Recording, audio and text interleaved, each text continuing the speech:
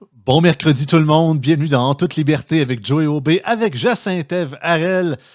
Écoutez, là on est dans Top Connexion, puis cette semaine, Jacinthe, elle veut nous parler du tramway, l'histoire des anti-référendums, c'est quoi cette histoire-là? Elle ne parlait avec sa gang de Montréal, ils n'ont pas l'air d'avoir trop compris, ben là on va en parler pour de vrai, puis ils vont comprendre en masse, autant vous autres qu'ils l'écoutent ou qu'ils l'écoutent pas, on en parle dans En toute liberté.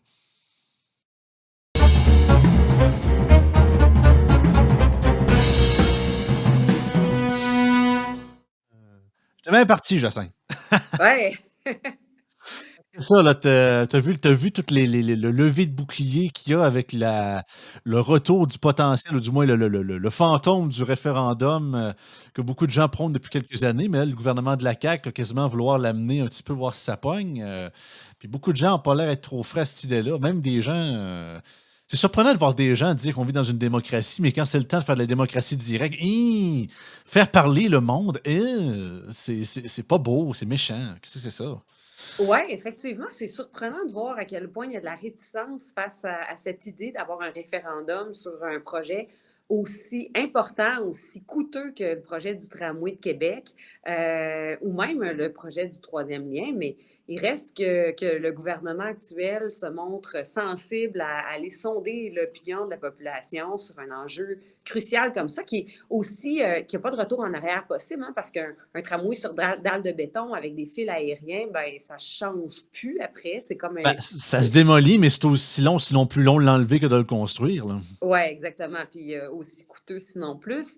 Donc, que le gouvernement se montre ouvert à cette idée-là de sonder la population, c'est un outil de démocratie directe, de faire un référendum sur des questions et de dire que les gens ont élu un gouvernement municipal ou un gouvernement provincial sur cette question-là. Ben, crime, c'est de sursimplifier c'est quoi la politique parce qu'on s'entend, à chaque fois qu'on on vote pas toujours pour toutes les idées d'un parti Non, politique. c'est impossible.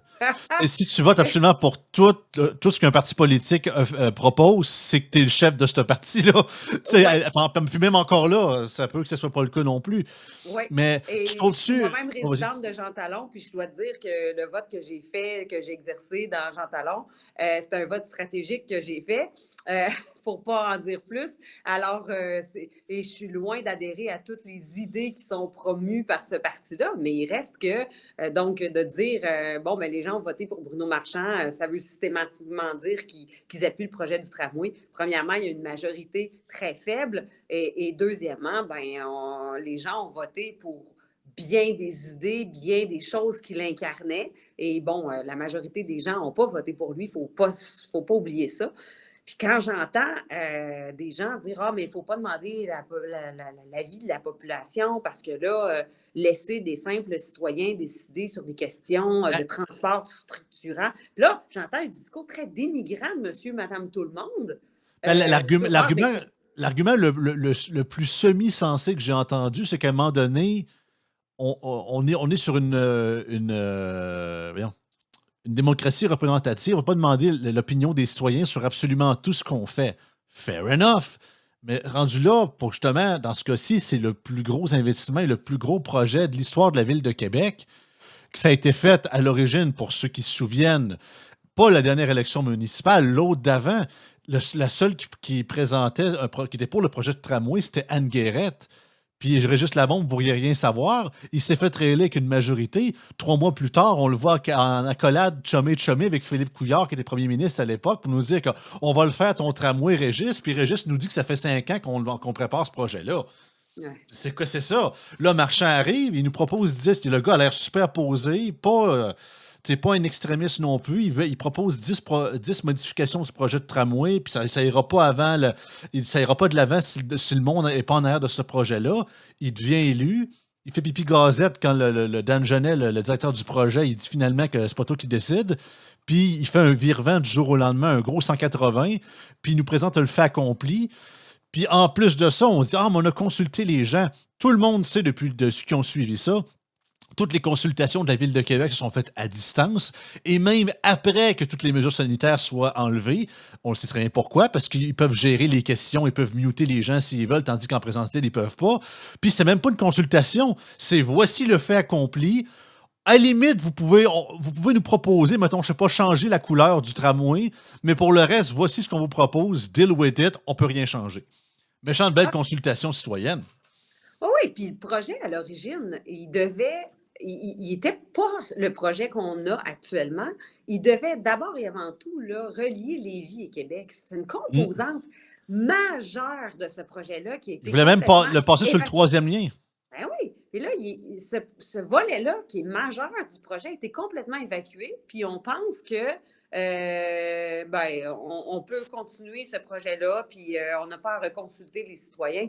Il y a eu des changements majeurs. Il y a eu des changements aussi qui ont été proposés par le BAP ou en tout cas recommandés par le BAP. Et il n'y a aucun de ces changements-là qui ont été pris en ligne de compte. Justement, le fameux rapport du BAP qui a été drôlement tabletté rapidement, on n'en parle plus, alors que, bon, le bureau d'audience publique qui a fait son rapport, habituellement, souvent, c'est des préoccupations environnementales, mais là, il y a des préoccupations sociales, économiques, environnementales. Il y a plusieurs préoccupations en jeu qui sont soulevées dans ce rapport-là et personne n'en parle. On a balayé ça, on a tabletté le rapport, puis on fonce tête première par dogmatisme, puis comble de l'histoire. Aujourd'hui, on entend Bruno Marchand sortir puis dire qu'il faut avoir une vision 2040 pour les citoyens de Québec. Si tu veux une vision 2040, tu vas relier tes deux rives premièrement, puis tu vas t'assurer que ce projet-là ait des interconnexions. Je me répète encore, c'est pas la première fois que je le dis, mais il semble que le message ne se rend pas partout parce que quand je parle avec des chroniqueurs ou des journalistes de Montréal, ces enjeux-là ne sont pas bien compris ou bon, sont pas entendus, mais il faut que le projet de transport structurant dans une ville comme Québec relie Lévis ait une connexion directe avec l'aéroport de Québec. Voyons donc, Ben oui. ton Hey, aéroport, il faut qu'il y ait une Jacinthe, connexion directe, pas un autobus que tu prends en sortant de l'aéroport qui va t'amener jusqu'au tramway. Là. On ne veut pas se promener avec nos valises, on ne veut pas faire promener nos touristes, nos même à gens ça, d'affaires avec des valises partout dans trois sortes de transports. Les Jacinthe, gares, attends, mais les Ouais, gares vas-y. de Via Rail, je ne veux pas les oublier. Les deux gares de Via Rail, au moins une des deux gares de Via Rail, puis le Grand Marché de Québec, puis le Centre Vidéotron. C'est des secteurs stratégiques qui doivent être couverts, surtout si tu parles de milliards de dollars dans un projet qui ne peut plus être changé de place, de trajectoire, parce que tu as choisi en plus une technologie coulée dans le béton avec des fils aériens. C'est démentiel. Littéralement coulé dans le béton, faut le dire. Mais Jacinthe, ben non, tu es de mauvaise foi, là, parce que tout le monde sait que ça va se faire dans la deuxième et la troisième phase du tramway, Ah si oui, ces oui. interconnexions-là, voyons donc. On parle du fait accompli ici, là. Ah non, mais c'est Ouais. incroyable. Écoute, tu parles à un gars qui a travaillé dans le milieu hôtelier au centre-ville de Québec de janvier jusqu'à milieu août cette année, là. Puis la quantité de touristes et de gens qui me demandaient si on avait un service de navette ou un service de transport en commun qui relie le centre-ville à l'aéroport, puis je lui disais non, qu'on a un taxi. Alors, sûr que les taxis doivent être contents, mais tabarouette, on a l'air un peu arriéré, là. Puis mon but, c'est pas de dire qu'il faut pas faire ça là-dessus, mais sérieusement, on l'a su en plus cette semaine parce qu'on sait qu'on a coupé beaucoup de zones humides et d'arbres, de petits hectares de forêt pour construire les fameux garages des tramways. Parce que là, pour le peu de trajet qu'on a, on a jusqu'à maintenant, là, pour 1 milliard de dollars de garages de tramway. Juste pour vous donner une idée, là, je comprends qu'il faudrait l'ajuster avec l'inflation, là, mais l'amphithéâtre de Québec nous a coûté 400 millions. Hein? Puis vous savez tout le débat que ça a fait à l'époque. Là, Ouais, là on a 1 milliard de dollars de garage de tramway. Nous autres, ouais. Québec, une ville de quoi 600 000 habitants, si on comprend la grande région de Québec au grand complet, je veux dire, calvaire. Puis tu sais, c'est même pas une question, puis ça, c'est bien important de le rappeler, Jacinthe. Puis tu parlais de tes interlocuteurs de Montréal. Eux autres voient ça de manière binaire, que si t'es contre le tramway, t'es Ouais, contre le transport en commun. ouais, C'est pas ça! C'est que je suis contre ce projet-là en ouais. particulier. Parce que justement, un peu comme. C'est pareil comme je Régis Labombe à l'époque, là, qui dit ça prend un gain net. Là. Tu sais, il n'y a pas de gain net avec ce projet-là. Ça coûte un prix de fou. Ça coupe littéralement la ville en deux pour les automobilistes à cause de cette dalle de béton-là. Ça fait, excusez-moi le terme, chier les livreurs de livraison pour les restaurants dans la haute ville. Ça roule à 20 km/h l'été. L'hiver, c'est une autre histoire encore là. Fait que c'est beaucoup moins rapide que les autobus ou les métrobus qu'on a présentement. Ça coûte un prix de fou. On ne sait même pas encore, en date d'aujourd'hui, le coût d'entretien du tramway été comme hiver. La ville nous le cache comme ça n'a pas de bon sens.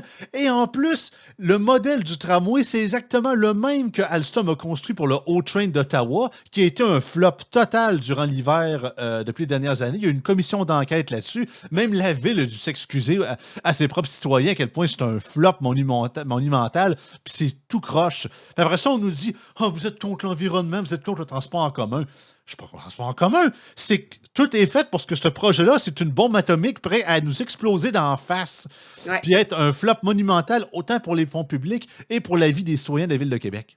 Ouais.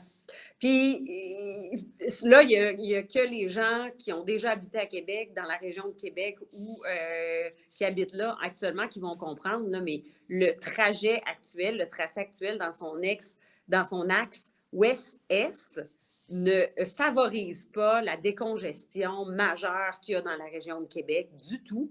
C'est dans un axe nord-sud qu'on aurait dû décongestionner. C'est les gens de Val-Bélair, c'est les gens de Saint-Émile, c'est les gens de Beauport qui auraient eu besoin qu'on leur offre un moyen alternatif de transport. C'est étrange, puis c'est étrange comment des communautés aussi privilégiées que Cap-Rouge, Sainte-Foy, Sillery, quartier Montcalm à Québec, c'est tous des quartiers très, très privilégiés, là. Je serais curieuse de voir le nombre de Tesla par habitant qu'il y a dans ces quartiers-là versus Val-Bélair et Saint-Émile. Les gens ne vont pas laisser leur Tesla pour aller prendre le tramway, là.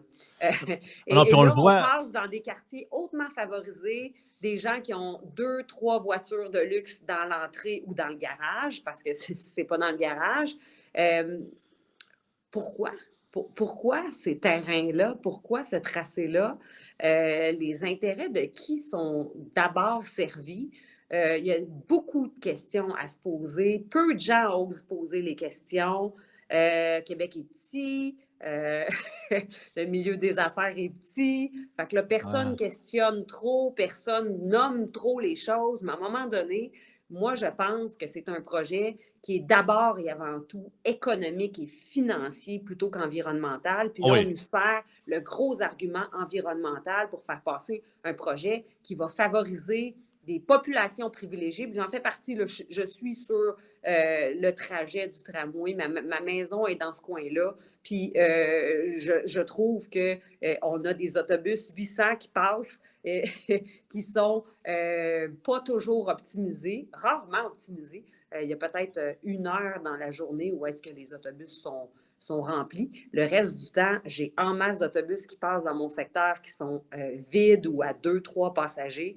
D'ailleurs, hier, à 23 heures, je croisais un autobus 801. Tu sais, les autobus à articulation, là, avec l'accordéon. Oui, les autobus accordéon, oui. Oui, accordéon avec 2 wagons. Métrobus.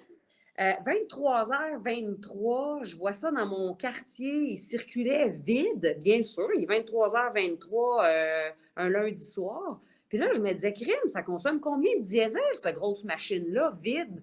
Donc, tu sais, il y a des... Puis on sait que les sociétés de transport sont déficitaires, ils demandent de l'aide, les municipalités demandent de l'aide. À un moment donné, est-ce qu'on peut rapetisser nos services d'autobus? Est-ce qu'on peut rapetisser les véhicules qui servent au transport en commun, puis en avoir plus de navettes, puis moduler l'offre de transport en commun en fonction des heures? Plutôt que de faire rouler des gros véhicules diesel avec un accordéon à 23 heures à Québec un lundi soir. Oublie ça, ça ne répond pas aux besoins. Mais là, de dire, ben, finalement, on va se doter d'un beau tramway parce que nous autres aussi à Québec, on mérite... Oui, nous autres aussi à Québec, on mérite des grands projets, mais des projets pertinents, pas des projets pour des projets. Pour projeter. Ben, il y a une question de pertinence là-dedans, là, puis de dire que l'argent est déjà fortement dépensé, fortement engagé, c'est un autre gros piège dans lequel on peut tomber. Hein. C'est ce qu'on appelle le sunk cost fallacy, hein. On a déjà de l'argent dedans, donc il est trop tard. En gros, c'est en bon québécois, se mettre la main dans le tordeur puis dire que là, il est trop tard, on n'a pas le choix de passer dedans. Ouais. Malheureusement, ça prend du courage politique. Malgré que là, Legault semble, ça connaît sa courage, a l'air à être comme la corne d'abondance, elle a l'air de se remplir tout seul de nouveau, tranquillement pas vite.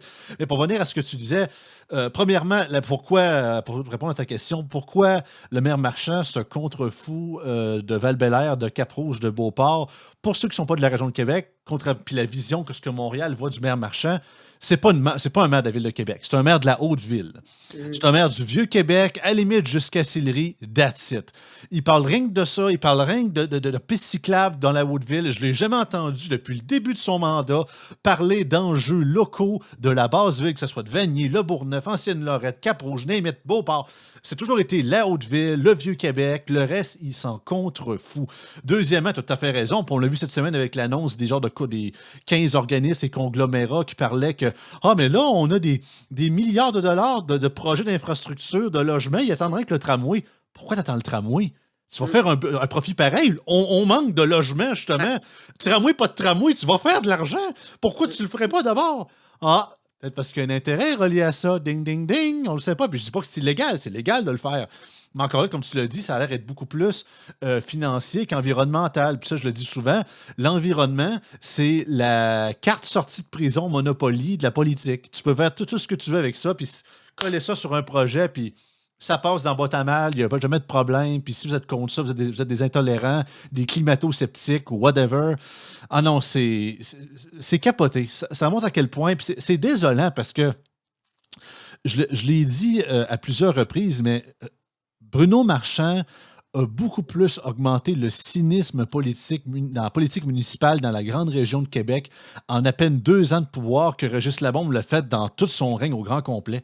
Ben oui. Régis Labombe, c'est pas qu'il était la meilleure invention depuis le pain tranché à la fin, mais il y a eu une gradation au fil des années. Bruno Marchand, c'était du coq à l'âne du jour au lendemain. Puis c'est dommage parce que le gars, il venait de Centraide, le gars a l'air mesuré en campagne électorale, super sympathique et tout. Puis on a plein de citations pour vous sortir les clips que le gars, on fera pas ça sans les citoyens de Québec, puis si on apprend telle décision, on arrête le projet, puis là, puis tout d'un coup, on voit que ce gars-là est devenu, excusez-moi le terme, mais la définition psychologique le montre, est devenu un homme très narcissique de lui-même, un militant en croisade verte pour sa ville. Il n'écoute plus du tout la population. Puis sa fameuse analogie de l'anneau du pouvoir, ben là, tranquillement mais sûrement, on le voit même physiquement, on dirait qu'il se transforme en Gollum tranquillement pas vite, là. On voit que ça l'affecte personnellement, et puis je trouve ça fait pour lui, mais il s'accroche à un projet qu'il est condamné à mourir, et je suis content que le message de Jean Talon a réveillé la CAQ sur cet enjeu-là. Puis même si tu as les Jonathan Julien qui continuent à être bornés puis dire qu'on va faire le projet, ben, tu as Geneviève Guilbeault puis le gouvernement de la CAQ que peut-être justement, c'est peut-être pas une bonne idée. Puis je pense que la dernière faute du maire, ça a été de littéralement attaquer la ministre des Transports, qui est Geneviève Guilbeault, en disant son argument classique que tu vas retarder le Québec. Parce que c'est ça, hein? Il n'y a, jamais de faute dans ce projet-là. On peut rien avoir. Il n'y a pas. Il y a une citation de Thomas Sowell qui dit il n'y a pas de solution dans la vie, il n'y a rien que des compromis. Pas dans ce projet-là. Là-dedans, c'est tout blanc, tout noir. Tu ne peux pas être pour ou Ouais. contre. C'est sa meilleure invention depuis le pain tranché, puis sinon, on ne sera pas des immortels à la fin de ça si on ne fait pas ce projet-là. Ça devient à la limite ésotérique, puis à la limite, il faut en rire, j'ai l'impression. Ben, c'est parce que c'est rendu immoral de remettre en question ce projet-là. Et c'est ce que Bruno Marchand s'acharne à faire. C'est la sainte Quiconque vérité. remet en question la pertinence du projet ben, est immoral. Mais il a poussé l'audace jusqu'à remettre en question la compétence de Geneviève Guilbeault. On peut lui reprocher bien des choses à Geneviève Guilbeault, mais sûrement pas sa rigueur dans la gestion de ses dossiers.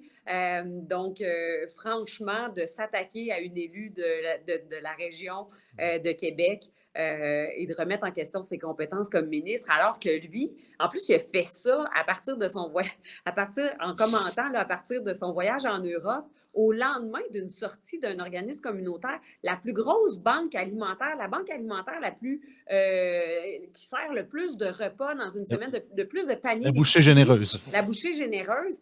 qui venait de sortir la veille pour dire qu'elle n'avait pas le soutien du maire de Québec, qu'elle n'était pas capable de se faire entendre par le maire, puis qu'elle n'était pas capable de s'asseoir avec la Ville de Québec, avec le maire, plus précisément, parce que la Bouchée Généreuse a réussi à parler avec des conseillers, mais pas avec le maire, puis pas avoir son soutien.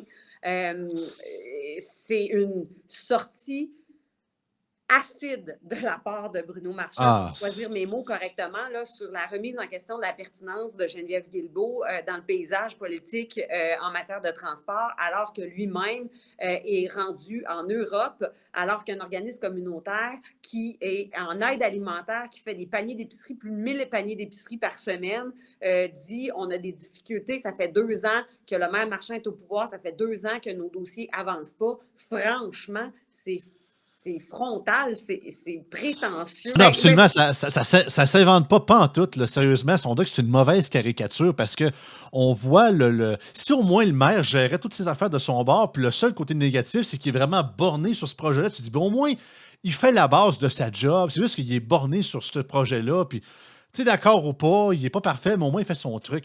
Mais là, c'est qu'il écoute pas un gars qui vient de Centraide en plus, écoute même pas les gens qui demandent des banques alimentaires. Cet hiver, durant le Carnaval de Québec, la rue Cartier, pour ceux qui connaissent dans la Haute-Ville de Québec, a dû engager un déménageur privé pour déménager, pas déménager, pardon, un déneigeur privé, je vais trouver le bon mot, pour déneiger sa rue parce que la ville ne s'était pas pointée. Là, puis le maire, en réaction, il se dit, ben là, s'il faut déneiger toutes les fois qu'il y a un pouce de neige à terre, on va augmenter le taux, le taux de taxe des citoyens. Hey. C'est ça, c'est jamais me, myself and I, je suis sainte ni tous, ce n'est jamais de ma faute. C'est tout le temps une intervention extérieure qui fait que si. C'est jamais moi qui fait la faute. C'est tout le temps la faute des citoyens, la faute d'un autre. Quel manque d'humilité crasse envers ses citoyens. Puis je pense qu'on n'aura jamais rarement vu un. Puis c'est spécial à dire, sachant qu'on a eu Régis Labaume avant, mais on n'a jamais vu autant un maire aussi hautain que ça à la Ville de Québec. C'est ça qui est plate. Oui, bien, Régis Labaume avait cette qualité d'être proche du peuple, proche du monde, proche des organismes communautaires. Il était très respecté et très apprécié dans le milieu communautaire parce que c'était un gars qui était proche de la base, proche du peuple. Puis on dirait qu'il y a des politiciens, en étant élus, à un moment donné, ils s'élèvent dans les hautes sphères, puis ils oublient d'où ils viennent, s'ils viennent de ce milieu-là. Puis s'ils ne viennent pas de ce milieu-là, puis ils viennent d'un milieu privilégié, bien, ils oublient qu'ils ont le devoir de connecter avec toutes les classes de la société, puis tous les enjeux de leur population. Puis, une affaire qui me chicote, c'est qu'on vient d'avoir un sommet sur l'itinérance qui a eu lieu à Québec, au Concorde de Québec, il y a à peine un mois. Et le maire de Québec, Bruno Marchand, présidait, là, je pense, ce sommet sur l'itinérance. Il était en furie ce jour-là. Ben oui, puis lui disait, là, on vise itinérance zéro à Québec, mais l'itinérance, ça commence par quoi? Ça commence par avoir des difficultés à aller chercher ton épicerie, ça commence par les banques alimentaires. Alors, tu peux pas, il y a un mois, dire « Hey, moi, je vise itinérance zéro dans ma ville », mais un mois plus tard, il y a un organisme qui offre des paniers d'alimentation à ta population qui sort puis qui dit « Hey, on est oublié, vous nous aidez pas », puis avoir aucune gêne de mettre la lumière ailleurs ou de... Moi, je serais rentrée la tête entre les deux jambes à la maison, j'aurais dit, Colin, je l'ai échappé celui-là, je l'ai échappé solide. Tu peux pas dire que tu veux l'itinérance zéro dans ta ville puis que tu es concerné par cette problématique-là, puis d'avoir un organisme communautaire qui est une banque alimentaire ou quelconque organisme communautaire là, qui est en difficulté, puis... je suis allée d'ailleurs les rencontrer, la Bouchée Généreuse, là, suite à. Là, on s'éloigne du tramway, mais on reste dans la ville de Québec. C'est pour montrer, tu sais, la ville de Québec a des millions à donner, à mettre dans un projet de tramway, mais elle donne 6 000 par année à la Bouchée Généreuse. La Bouchée Généreuse qui essaie d'acheter un terrain à côté de l'édifice où ils sont situés. Le terrain appartient à la Ville de Québec. La Ville de Québec qui joue aux enchères avec ce terrain-là, avec la Bouchée Généreuse. Il y a toutes sortes d'enjeux pas faciles pour cet organisme communautaire-là qui, finalement, est juste une OBNL qui essaie de venir en aide à la population de Québec, ou du moins du quartier Limoilou. On est en basse-ville, hein? Fait que peut-être que s'il était en Haute-Ville... C'est la plèbe, hein? Fait que ça, on s'en fout un petit peu. Tu sais, Québec, on sait bien, hein? Au-delà des murailles, hein? Parce que c'est la jungle, là, bien évidemment. Mm. Ah non, c'est plate parce que c'est ça le problème, c'est que c'est tellement stigmatisé, puis c'est tellement, je sais pas si j'invente un mot, le binarisé, binaire, ce Ouais. débat-là, alors qu'au contraire, c'est tellement plus compliqué que ça. Puis c'est pas juste une gang de radio de Québec de droite pro-pétrole qui sont anti-transport en commun, puis que peu importe ce que le maire va proposer, parce qu'un des arguments du maire, c'est ça, c'est qu'il dit que si on fait un référendum sur le tramway, puis si jamais le tramway gagnerait, ça ne changerait rien, le monde continuera à chialer. Imagine-toi donc que je chialerais plus. Mm. Est-ce que je serais en joie le vert? Oui. Est-ce que je trouverais ça plate qu'on ait perdu? Oui. Mais est-ce que je pourrais dire qu'on n'a pas été consulté? Non. Ouais. On sait être bon joueur à un moment donné. Puis s'il y en a qui osent faire ça après, honte à eux autres parce que c'est des mauvais perdants. Mais on n'a jamais eu le simple ou le microcosme d'une consultation, simplement d'avoir notre opinion sur le projet. C'est arrivé tout cuit dans le bec. Ça a été géré par des lobbies, des conglomérats. Ça a été tout recraché puis tout packagé dans une genre de sauce green environnementale pour ensuite nous faire avaler ça. Puis le pire, ce qui est plate, c'est qu'il y a tellement de projets dans le passé, possiblement dans l'avenir, Jacinthe, à travers le Québec et à travers le monde, qui s'est arrivé, puis qui ont passé, puis que le monde n'a pas été plus consulté comme ça, puis que Mm. j'ai l'impression que c'est peut-être à dire, on a découvert, on a enlevé la roche par-dessus la fourmilière d'une certaine façon. On a découvert comment la machine, puis comment les manigances de projets de société se font en bout de ligne, et ça nécessairement sans que les citoyens soient consultés. Puis là, il y a beaucoup de monde qui un peu en joie le vert parce que pour une fois, on a mis notre poing sur la table, puis on s'est levé pour se plaindre. Mhm. Pas qu'ils n'ont pas essayé de se défendre, mais ça montre à quel point c'est ça. C'est qu'on n'est pas dans une démocratie parfaite encore dans notre belle société qu'est le Québec. Oui, puis avant de faire un référendum, ça serait bien aussi qu'il y ait de l'information juste qui soit diffusée à propos de ce projet-là, pas une espèce de propagande idéologique, mais une information très claire, très juste sur les échéanciers, les coûts, le trajet en tant que tel, les répercussions de ce trajet-là, les répercussions dans les quartiers, à propos du bruit, l'entretien. Il y a beaucoup d'informations à donner avant d'avoir un référendum aussi pour que les gens puissent s'exprimer de façon très éclairée sur ce projet-là. Parce que franchement, là, en ce moment, on sursimplifie le projet en disant t'es pour ou contre le transport structurant, t'es pour ou contre un transport d'avenir, le transport en commun dans la ville de Québec, alors que c'est loin d'être aussi simple que ça. Il ne faut pas prendre les citoyens pour des simples d'esprit. Je suis tannée de ça. Il y a beaucoup, beaucoup, beaucoup matière à amélioration dans ce projet-là. Puis on mérite à Québec d'avoir des investissements pertinents. On mérite à Québec d'être consulté, puis on mérite surtout d'avoir un projet qui est bien ficelé, pas dépensé pour dépenser, juste pour se débarrasser là, de promesses électorales.